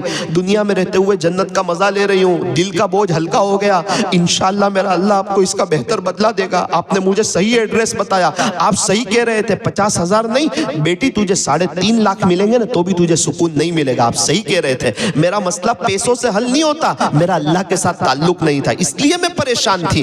کھانے میں نمک نہیں, کھانے میں مزہ نہیں, اللہ کے ساتھ تعلق نہیں تو زندگی گزارنے میں مزہ نہیں. حضرت نے پوچھا کہ اب آپ کے شوہر کیا آپ کو 15,000 روپیہ ہی دیتے ہیں؟ اس نے کہا نا حضرت میرے شوہر تو مجھے الحمدللہ پورے 50,000 روپے دیتے ہیں. یہ 4 مہینے میں میرے شوہر نے مجھے 2 لاکھ روپے دیے اور میرے 60,000 روپے خرچ ہوئے. حضرت نے پوچھا کہ وہ 1,40,000 روپے کا کیا ہوا؟ تو کہا کہ حضرت آپ کو کیا بتاؤں, ہمارے علاقے میں کچھ یتیم بچے ہیں, کچھ بیوہ عورتیں ہیں, ان کے اوپر میں نے 1,40,000 روپے خرچ کر دیے. حضرت بھی خوش ہو گئے, تعجب کرنے لگے کہ دیکھو یہ عورت اللہ کی طرف آ گئی, نمازیں پڑھ رہی ہے, اللہ راضی ہو رہے ہیں, اور پکا پردہ کر رہی ہے, اللہ راضی ہو رہے ہیں, گھروں سے موبائل سے ٹی وی کو نکال دیا ہے, اللہ راضی ہو رہے ہیں. اور اب جب اللہ راضی ہو گئے, اللہ خوش ہو گئے, اللہ تعالیٰ نے ان کے دل کے بوجھ کو ہلکا کر دیا, ان کو تہجد کی توفیق دے دی, پکے پردے کی توفیق دے دی, خرافات سے بچنے کی توفیق دے دی, اور اللہ نے ان کے پیسوں میں برکت ڈال دی. 1,40,000 روپے بچ گئے, اور وہ کتنی صحیح جگہ استعمال ہوئے, یتیموں پر استعمال ہوئے, بیواؤں پر استعمال ہوئے. او میری دینی ماؤں بہنوں, آج میری اور آپ کی پریشانی کی وجہ یہی ہے کہ ہمارا اللہ کے ساتھ تعلق نہیں ہے. ہم کو لگتا ہے کہ چھوٹا گھر ہے اس لیے پریشان ہے, سونا چاندی کم ہے اس لیے پریشان ہے, گھر میں کام والی نہیں ہے اس لیے پریشان ہے, گھر میں یہ واشنگ مشین نہیں ہے اس لیے پریشان ہے, گھر میں فریز نہیں ہے اس لیے پریشان ہے, اور یہ نہیں وہ نہیں, دنیا کی چیزیں نہیں اس لیے پریشان ہے. ہم کو ایسا لگتا ہے, بات ایسی نہیں ہے. اللہ کے ساتھ تعلق نہیں ہے نا، اس لیے ہم پریشان ہیں۔ اگر اللہ کے ساتھ تعلق ہو جائے پھر چاہے مالدار ہو غریب ہو، زندگی گزارنے کی مزہ آتی ہے۔ مچھلی کو پانی سے نکالو، وہ مچھلی کو مزہ نہیں آنے والی ہے۔ آپ مچھلی کو پانی میں ڈال دو، مچھلی اپنی ٹراوٹ میں آ جانے والی ہے۔ بالکل اسی طرح اگر ہم اللہ سے دور رہیں گے، بے چین رہیں گے، پریشان رہیں گے، حالات میں رہیں گے، تکلیفوں میں رہیں گے، میری دینی ماؤں بہنوں، ضرورت اس بات کی ہے ہم لوگ اللہ کی طرف آ جائیں اور یہ رمضان اللہ کے عاشقوں جیسا گزاریں۔ ابھی نقد کیا کریں؟ رمضان کی تیاری کیسے کریں؟ فرمایا ابھی یہ کام کر لو کہ اپنے گھر میں فضائل رمضان کی تعلیم شروع کر دو۔ روزانہ رات میں 10 منٹ فضائل رمضان کی تعلیم شروع کر دو۔ دوپہر میں کھانا بناتے وقت، رات کا کھانا بناتے وقت، یہ دونوں ٹائم اللہ والوں کے رمضان پر بیان سنو۔ حضرت مولانا طارق جمیل صاحب رمضان بیان یوٹیوب پہ لکھو آ جائے گا۔ حضرت قاری حنیف صاحب ملتانی رمضان بیان، حضرت قاری عبدالحنان صدیقی رمضان بیان، یوٹیوب پہ میرے نام سے بھی مولانا ثاقب نوساری نام سے چینل ہے، اس پر بھی شاید رمضان پہ 20-25 بیان ہونے چاہیے، تو آپ اس کو بھی سن سکتے ہیں۔ تو انشاءاللہ کیا ہوگا بیان سننے سے؟ جیسے انسان کمزور ہو، گلوکوز کی بوتل چڑھاتے ہیں نا تو ایک سختی آتی ہے۔ انسان جب ایمان کی باتوں کو سنتا ہے نا، دین کی باتوں کو سنتا ہے نا، اللہ اس کے رسول کی باتوں کو سنتا ہے نا، تو اس کی روح کے اندر ایک تازگی پیدا ہوتی ہے، اس کے ایمان میں جان پیدا ہوتی ہے، اور وہ ایمان اس کو نمازوں پہ کھڑا کرتا ہے، وہ ایمان اس کو گناہوں سے بچاتا ہے، وہ ایمان اس کو تنہائیوں میں اللہ سے لو لگواتا ہے، وہ ایمان اس کو اللہ کے قریب کرتا ہے۔ اس لیے میری دینی ماؤں بہنوں، یہ دوپہر میں کھانا بناتے وقت، رات کے کھانا بناتے وقت اللہ والوں کے بیان سنو۔ تیسری بات یہ ہے، عید کی ساری تیاری، آپ کے کپڑے، آپ کے شوہر کے کپڑے، آپ کے بچوں کے کپڑے، ان کے چپل، ان کی ٹوپی، جو بھی آپ کو لینا ہے، میں منع نہیں کرتا، آپ عید کی تیاری کرو، رمضان میں مت کرو، رمضان پہلے کر لو۔ رمضان میں جاتے ہیں نا، روزوں میں جاتے ہیں، بڑی بڑی راتوں میں جاتے ہیں، خریدی کرنے جاتے ہیں، کیوں ہم رمضان میں باہر نکلے؟ رمضان عبادت کا مہینہ ہے، رمضان اللہ سے لینے کا مہینہ ہے، رمضان دل کی تار اللہ سے جوڑنے کا مہینہ ہے، رمضان اللہ سے صلح کرنے کا مہینہ ہے، رمضان کی ایک گھڑی انسان کو ولی بنانے کے لیے کافی ہے۔ اپنی طلب بتاؤ اللہ کو، پوری عید کی تیاری ابھی سے کر لو اور کہو کہ اللہ ابھی سے اس لیے تیاری کی ہے کہ یہ رمضان آپ کے عاشقوں جیسا گزارنا چاہتی ہوں، اور رمضان میں زیادہ وقت کچن میں نہیں، رمضان میں وقت میں برکت ہوتی ہے۔ میں اپنے گھر دیکھتا ہوں، میرے امی نے بہت اچھی سسٹم بنائی ہے، بہت بہترین سسٹم بنائی ہے۔ میری وائف کو بھی کہہ دیا، میرے بھائی کی وائف کو بھی کہہ دیا کہ آپ کو پورا دن کچن میں نہیں آنا، صبح سے اٹھو، آپ فجر پڑھو، اشراق پڑھو، چاش پڑھو، مصلی پہ بیٹھو، پنکھے کے نیچے بیٹھو، ٹھنڈک میں بیٹھو، آپ کا روزہ ہے، ذکر کرو، زیادہ قرآن شریف کی تلاوت کرو، ابھی کچن میں آنے کی ضرورت نہیں۔ 5 بجے کچن میں آ جانا، امی نے کہا 5 بجے کچن میں آ جانا، 6:15 بجے تک، یہ 1.25 گھنٹے میں وقت میں برکت بھی ہوتی ہے، روزہ بھی ہے۔ اب شام کا وقت ہے، تھوڑی ٹھنڈک بھی ہو گئی ہے، اب زیادہ روزہ لگنے کی امید بھی نہیں ہے، تو سب کچن میں آ جاؤ اور تینوں وقت کی تیاری یہ 1.25 گھنٹے میں کر دو۔ افطاری کی تیاری، رات کے کھانے کی تیاری، سحری کی تیاری، 4 گیاس ہوتے ہیں سب پہ، یہ 1.25 گھنٹے میں۔ جب انسان کی نیت ہوتی ہے اور اللہ کی مدد ہوتی ہے، گناہوں سے بچ رہے ہوتے ہیں، اللہ تعالیٰ وقت میں برکت دے دیتا ہے۔ اب رات میں ٹینشن نہیں کھانے کا، گرم کیا اور کھانے بیٹھ گئے، سحری میں ٹینشن نہیں، گرم کیا اور کھانے بیٹھ گئے۔ اب مستورات مزے سے تراویح پڑھ رہی ہے، سحری کے وقت میں تہجد پڑھ رہی ہے، اللہ سے دعا کر رہی ہے، اور گرمی کے وقت میں اس کو پسینہ بھی نہیں بہانا پڑا کچن میں۔ بہت سی چیزوں کی تیاری پہلے سے کر لو۔ آپ کو کچھ چکن تلنی ہے، پہلے سے اس کو فروزن کر دو، سموسے رمضان سے پہلے ہی بنا لو 15 دن کے، اس کو فروزن کر دو، اور افطاری کے وقت میں اس کو تل لو۔ ایسی بہت سی چیزیں اس کی تیاری پہلے سے کی جا سکتی ہے۔ اپنی طلب یہ رمضان میں اللہ کو بتاؤ۔ میری دینی ماؤں بہنوں، دل دکھتا ہے جب مغرب کی اذان ہو رہی ہوتی ہے اور مستورات کچن میں ہوتی ہے، دل دکھتا ہے۔ یہ رمضان کا مہینہ گرم گرم کھانے کا نہیں، گرم گرم آنسو کے بہانے کا مہینہ ہے، یہ اللہ سے لینے کا وقت ہے۔ اس وقت میں دعائیں قبول ہوتی ہے، انسان اللہ کے بہت قریب ہوتا ہے۔ پورا دن روزہ رکھا ہوا ہے، میری دینی ماؤں بہنوں، 15 منٹ پہلے کچن کا دروازہ بند کر دو، 15 منٹ پہلے کچن کا دروازہ بند کر دو، گھر کے ہال میں دسترخوان بچھا دو، پنکھے بند کر دو، گھر کے بیڈ روم میں سب کے مصلی بچھا دو، شوہر کا، بیوی کا، بچوں کا، لائٹیں بند کر دو۔ 15 منٹ پہلے سب آ جاوے مصلی پہ، سب آ جاوے مصلی پہ، پنکھا چالو ہے، لائٹ بند ہے، سب اپنی اپنی دعا کر رہے ہیں، اللہ کے سامنے رو رہے ہیں. یہ اللہ سے مانگیں گے نا تو پورا سال بہت بہتر گزرے گا. عورتیں اس وقت میں اللہ سے مانگتی نہیں اور پورا سال روتی رہتی ہے، ہمارے تو مسئلے حل نہیں ہوتے، میری ساس میری نہیں ہوتی، میرا شوہر میرا نہیں ہوتا، بچے ستاتے ہیں، نڑن ستاتی ہے. ارے اللہ سے مانگ لو نا، ابھی سب آپ کے ہو جائیں گے. شوہر بھی آپ کا دیوانہ ہو جائے گا، بچے بھی آپ کی آنکھوں کی ٹھنڈک ہو جائے گی، آپ کی ساس، آپ کی بہو، آپ کی دیرانی، آپ کی جیٹھانی، آپ کی نڑن سب آپ کی ہو جائے گی. آپ اللہ کے ہو جاؤ، اللہ آپ کا ہو جائے گا. یہ افطاری سے پہلے دعا کی قبولیت کا وقت ہے، اللہ سے مانگنے کا وقت ہے. اس لیے میری دینی ماؤں بہنوں 15 منٹ پہلے کچن کا دروازہ بند کرو، گھر کے ہال میں دسترخوان بچھاؤ اور گھر کے بیڈ روم میں سب کے مصلے بچھاؤ. اذان کے 2 منٹ پہلے کا الارم رکھو کہ سب کو دعا کرنی ہے، دل لگے تو بھی، دل نہ لگے تو بھی، مزہ آوے تو بھی، مزہ نہ آوے تو بھی دعا کرنی ہے. اور 2 منٹ پہلے جب الارم بج جائے، اذان میں 2 منٹ باقی ہے، آپ ہاتھ دھو لو، آ جاؤ، دعا کر پڑھ لو افطاری کی، یا واسی الفضل فلی پڑھ لو. اور افطاری میں تھوڑا سا کم کھاؤ. مرد حضرات 10 منٹ کے بعد مسجد میں جماعت کھڑی ہوتی ہے، 7 منٹ میں افطاری کا دسترخوان چھوڑ دے. 6:50 کو اذان ہوئی ہے، 6:57 کو افطاری کا دسترخوان چھوڑ دے. تھوڑا سا کم کھائیں، کم کھائیں گے تو مغرب کی نماز میں مزہ آئے گی، اوابین پڑھنے کو دل کرے گا اور تراویح مزے سے پڑھنے کو دل کرے گا. ورنہ بہت سے لوگ ہیں تراویح میں ڈکارے لیتے رہتے ہیں اور بگاسے کھاتے رہتے ہیں اور بہت سستی کے ساتھ تراویح پڑھتے ہیں. وہ چستی نہیں، ارے 20 رکعت 40 سجدے، ہر سجدے میں اللہ کا قرب. جب یہ رمضان چلا جائے گا نا تو یہ تراویح بہت یاد آئے گی. کیا عید کی رات میں تراویح یاد نہیں آتی؟ تراویح کی بہاریں یاد نہیں آتی؟ تراویح کی نماز یاد نہیں آتی؟ رمضان میں اللہ تعالیٰ سیل لگا دیتے ہیں، نفل کا ثواب فرض کے برابر اور فرض کا ثواب 70 فرضوں کے برابر. اس لیے تراویح میں کھانا ہے تھوڑا کم کھانا ہے، پانی پینا ہے تھوڑا کم پینا ہے، 2 گلاس پینا ہے رک رک کے، 5 منٹ میں آدھا گلاس، پھر 5 منٹ میں آدھا گلاس، پھر آدھے گھنٹے کے بعد 1 گلاس. ایک ساتھ 2 گلاس پی لیے تو سستی آنا شروع ہو جائے گی. میری دینی ماؤں بہنوں، یہ رمضان کا مہینہ ہے، ہو سکتا ہے زندگی کا آخری رمضان ہو، زیادہ سے زیادہ قرآن شریف کی تلاوت کرو. ہو سکے تو روزانہ 5 پارے، ہو سکے تو روزانہ 5 پارے. پڑھنے والے روزانہ 1 قرآن پڑھ رہے ہیں، ہر مہینے میں 30 قرآن ختم کر رہے ہیں. میں کہہ رہا ہوں کم سے کم 5 پارے. انشاءاللہ 5 پارے پڑھیں گے نا تو 6 دن میں 1 قرآن ختم ہوگا، تو رمضان میں ہمارے 5 قرآن ختم ہو جائیں گے. مولانا کیا کرے، وقت لگتا ہے. کتنا وقت لگتا ہے؟ 2 گھنٹے لگیں گے نا، 3 گھنٹے لگیں گے نا. کیا رمضان کا مہینہ قرآن کا مہینہ ہے؟ کیا رمضان کے مہینے میں بھی ہم قرآن کو وقت نہیں دیں گے؟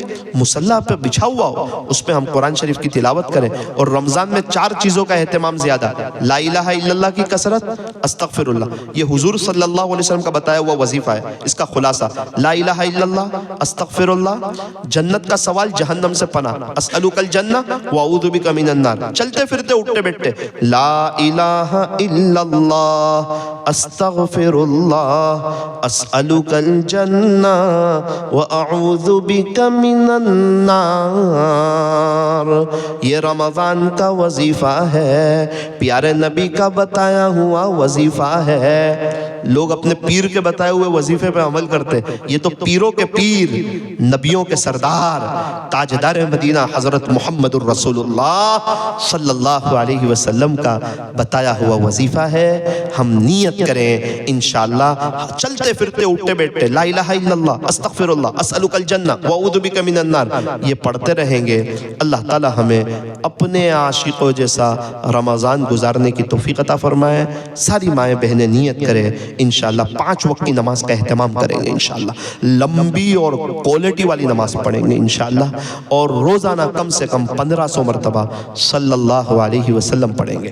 1500 مرتبہ صلی اللہ علیہ وسلم، صلی اللہ علیہ وسلم. سورت میں ہماری ایک قریبی رشتہ دار عورت ہے، وہ روزانہ 15000 مرتبہ درود شریف پڑھتی ہے. چھوٹے چھوٹے بچے معصوم، شوہر کا بہت بڑا کاروبار ہے. کتنی مرتبہ درود شریف پڑھتی ہے؟ 15000. اللہ اکبر. تو جب وہ 15000 درود شریف پڑھ سکتی ہے تو کیا ہم لوگ 1500 مرتبہ درود شریف نہیں پڑھ سکتے؟ پڑھ سکتے ہیں نا. تھوڑا سا دل پہ لے لو، انگوٹھی والی تسبیح ہاتھ میں بھراؤ فجر کی نماز کے بعد، گھر کا کام کاج کرتے کرتے، چلتے پھرتے، اٹھتے بیٹھتے صلی اللہ علیہ وسلم، صلی اللہ علیہ وسلم. ہر درود شریف پیارے نبی کو میسج ہے.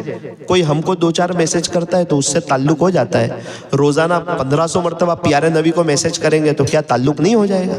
تم درود پاک زیادہ پڑھو، گنبد خضرا والے سے تمہارا بھی رابطہ ہو جائے گا. تو 5 وقت کی نماز کوالٹی والی لمبی، اس کے بعد 2 منٹ کی دعا اور 1500 مرتبہ درود شریف. اور آپ کے یہاں جہاں ہفتہ واری تعلیم ہوتی ہے، ہفتے میں 1 مرتبہ، وہاں آپ کو بھی جانا ہے اور آپ کی سہیلیوں کو، اڑوس پڑوس کی عورتوں کو لے کر کے جانا ہے. اور کوشش کریں کہ ہر مہینے میں 3 دن آپ کے شوہر کا وقت اللہ کے راستے میں لگے، اور 3 مہینے میں 1 مرتبہ آپ اپنے شوہر کے ساتھ اللہ کے راستے میں جاؤ، اپنے بچوں کو حافظ عالم بناؤ. اللہ تعالی ہمارے بیٹھنے کو، جمع ہونے کو قبول فرمائے. درود پاک پڑھ لیجئے، دعا کر لیں.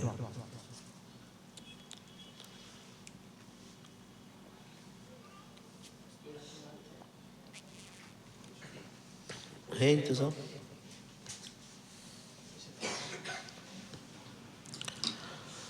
دعا کر لیجئے. صلی اللہ علیہ وسلم.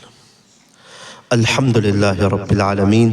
اللهم لك الحمد حمدا دائما مع دوامك، ولك الحمد حمدا خالدا مع خلودك. يا رب صل وسلم دائما أبدا على حبيبك خير الخلق كلهم. لا إله إلا أنت سبحانك إنا كنا من الظالمين. ربنا ظلمنا أنفسنا وإن لم تغفر لنا وترحمنا لنكونن من الخاسرين. پیارے اللہ، رحیم مولا، کریم آقا، اللہ بے شک ہم بہت بڑے گنہگار، خطا کار، سیاہ کار، مجرم اور پاپی ہے. دن کے اجالے میں، رات کے اندھیرے میں، جلوت میں، خلوت میں، تنہائیوں میں بہت گناہ کیے ہوئے ہیں. ہم اقراری مجرم ہیں، ہم نے آپ کو ناراض کیا ہے. اللہ ہمارے اس جرم عظیم کو معاف فرما. پورا سال غفلتوں میں گزر گیا، نافرمانی میں گزر گیا، نمازوں میں سستی کرتے کرتے گزر گیا، قرآن شریف کی تلاوت کے بغیر گزر گیا. ہم آپ کو راضی نہ کر سکے، ہم آپ کو منا نہ سکے، ہم آپ سے صلح نہ کر سکے، ہم یہ دل کی تار آپ سے نہ جوڑ سکے. اللہ آج بوٹاٹ کی مائیں بہنیں دور دراز سے آ گئی ہے، اطراف اور اکناف اور جوانب سے آ گئی ہے، آپ کو ڈھونڈتی ڈھونڈتی آ گئی ہے، آپ کو تلاش کرتی کرتی آ گئی ہے، آپ کو لینے کے لیے آئی ہے، آپ کو منانے کے لیے آئی ہے، آپ سے صلح کرنے کے لیے آئی ہے، یہ دل کی تار آپ سے جوڑنے کے لیے آئی ہے. اللہ آج ہم نے سنا صحابیات ہمارے نبی سے کیسی محبت کرتی تھی. ایک صحابی کو پتہ چلا ہے شوہر کا انتقال ہوا، بھائی کا انتقال ہوا، ابو کا انتقال ہوا. حضور صلی اللہ علیہ وسلم کی زیارت ہو جاتی ہے، آپ کے چادر کے کونے کو پکڑ کے کہتی ہے کل مصیبت بعد محمد صلی اللہ علیہ وسلم سہل. پیارے نبی آپ کے ہوتے ہوئے تو ہر تکلیف آسان ہے. اللہ کیا عشق تھا ان کے دل میں. ایک عورت پیارے نبی صلی اللہ علیہ وسلم کی قبر پہ آتی ہے، روتے روتے وہیں اس کا انتقال ہو جاتا ہے، اپنی جان آفری کے سپرد کر دیتی ہے. پیارے نبی صلی اللہ علیہ وسلم کی جدائی کو برداشت نہیں کر سکتی. اللہ کیا عشق تھا ان صحابیات کے پاس. پیارے نبی صلی اللہ علیہ وسلم کی بیوی ام المؤمنین حضرت ام حبیبہ رضی اللہ عنہا، آپ کے ابو گھر پہ آئے ہیں اور پیارے نبی کا بستر لپیٹ دیتی ہے کہ ابو آپ اس پر نہیں بیٹھ سکتے، چونکہ یہ میرے نبی کا بستر ہے اور آپ مشرک ہونے کی وجہ سے ناپاک ہے، لہذا آپ اس بستر پہ نہیں بیٹھ سکتے. اللہ اکبر کبیرہ.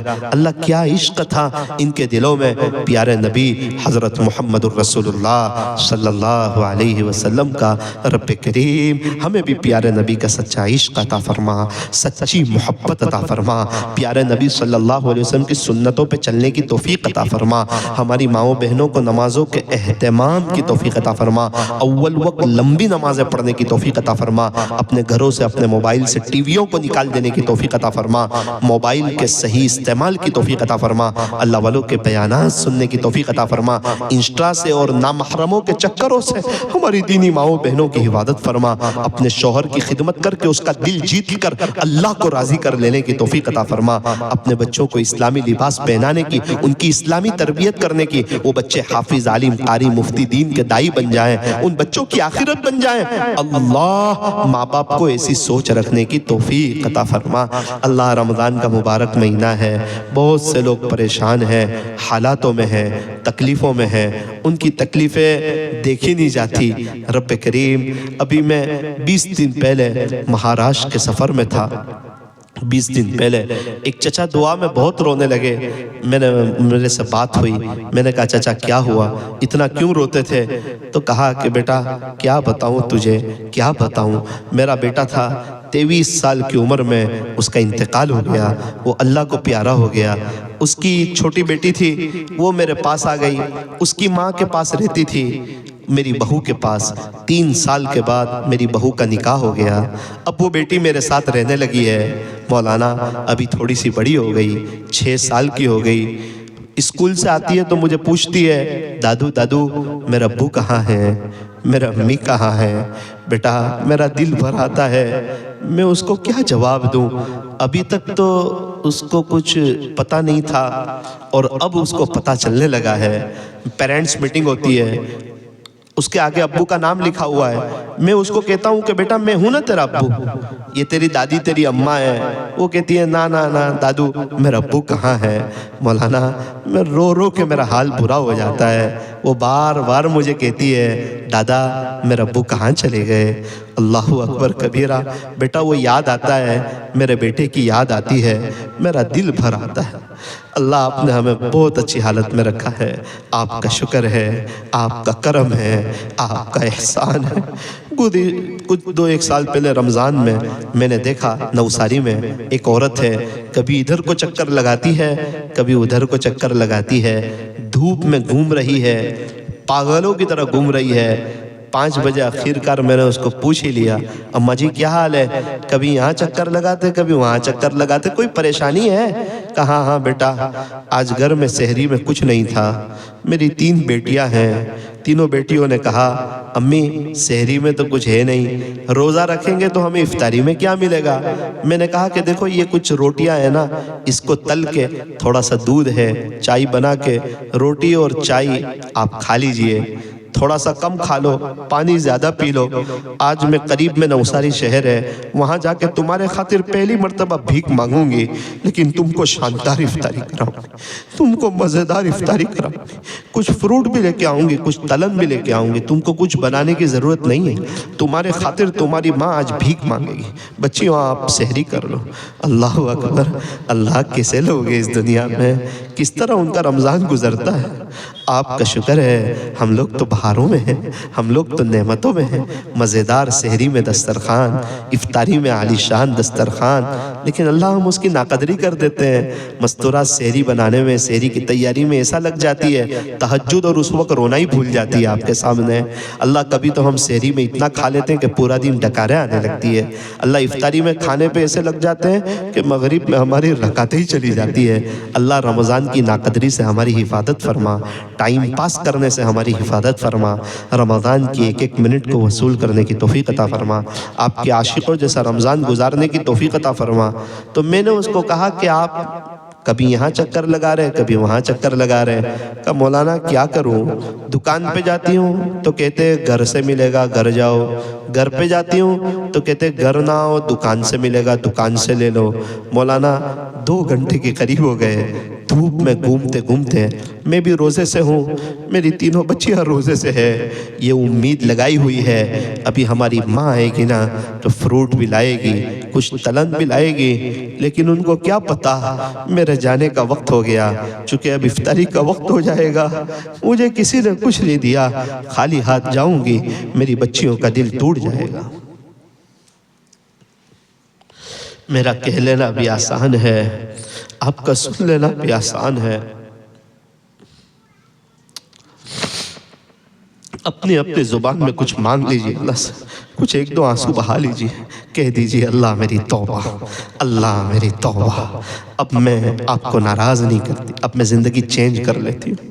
اللہ جی کتنی عورتیں ابھی بھی، اتنے بیانات ہو گئے، اتنی مجلسیں ہو گئی، پھر بھی ان کو پردہ سمجھ میں نہیں آتا۔ میں رہ رہا ہوں، حضور صلی اللہ علیہ وسلم کی عورتیں پردہ کرتی تھی، آپ کی بیٹیاں پردہ کرتی تھی، اور آج کل گنہگار ہو کے پردہ نہیں کرتی۔ اللہ کتنی عورتیں ہیں، وہ شام کا وقت ہوتا ہے گھروں کے باہر بیٹھ جاتی ہے، جتنے مرد لوگ آتے جاتے دیکھتے رہتے سب کا گناہ لیتی رہتی ہے۔ اللہ اللہ، پھر وہی عورت بے چین ہو جاتی ہے، اسی کے اوپر جادو ہو جاتا ہے، اسی کے اوپر اثرات ہو جاتے ہیں، عاملوں کے چکر کاٹتی رہتی ہے، پریشانی میں زندگی گزارتی ہے۔ اللہ ہماری مستورات کو چار دیواری میں رہنے کی توفیق عطا فرما، مصلی پہ زیادہ وقت گزارنے کی توفیق عطا فرما۔ اللہ غریبوں، یتیموں، بیواؤں، مسکینوں، مجبوروں، لاچاروں اور پریشان حالوں کی ہمیں مدد کرنے کی توفیق عطا فرما۔ افطاری میں، سحری میں غریبوں کا خیال رکھنے کی توفیق عطا فرما۔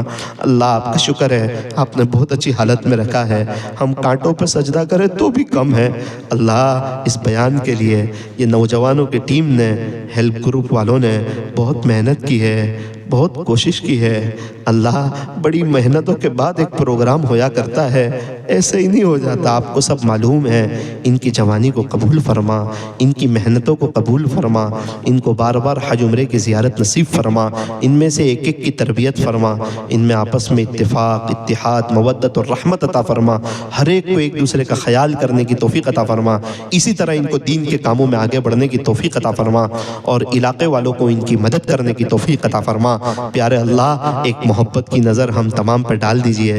بوٹاٹ کی مائیں بہنیں بڑی اچھی ہے، اللہ اس عاجز کا جب بھی آنا ہوتا ہے دور دراز سے آپ کی محبت میں اللہ آ جاتی ہے، اللہ آپ کے لیے آ جاتی ہے نا، سب کو آپ کی محبت دے دیجئے، سب کو آپ کا تعلق دے دیجئے، سب کو پیارے نبی صلی اللہ علیہ وسلم کا سچا عشق دے دیجئے۔ پیارے اللہ سب کی دل کی دنیا بدل دیجئے، سب کو رابعہ بصریہ جیسی بنا دیجئے، سب کی پریشانیوں کو دور فرما، ان کی جائز تمناؤں کو پورا فرما، ان کو اپنا پرسنل گھر عطا فرما، ان کے شوہروں کو اپنا پرسنل بزنس عطا فرما، بار بار مکہ مکرمہ اور مدینہ منورہ کی مقبول حاضری نصیب فرما۔ اللہ اس میں بہت سی تو نیک عورتیں ہیں، تہجد گزار ہے، ان نیک عورتوں کے صدقے طفیل ہم سیاہ کاروں کو بھی نیک فرما، ہماری تنہائیوں کو پاک صاف فرما، ہم آپ کو پسند آ جاویں، اللہ ہمیں ایسا بنا دیجئے۔ صلی اللہ تعالی علی خیر خلق محمد و آلہ و اصحابہ اجمعین برحمتک یا ارحم الراحمین۔ ساری مائیں بہنیں روزانہ 1500 مرتبہ پابندی سے صلی اللہ علیہ وسلم پڑھیں، 5 وقت کی نماز اول وقت کوالٹی والی لمبی پڑھیں، اور روزانہ رات میں اپنے گھر میں فضائل اعمال کی تعلیم کریں۔ رات میں ہے انتظام مستورات کا؟ آج رات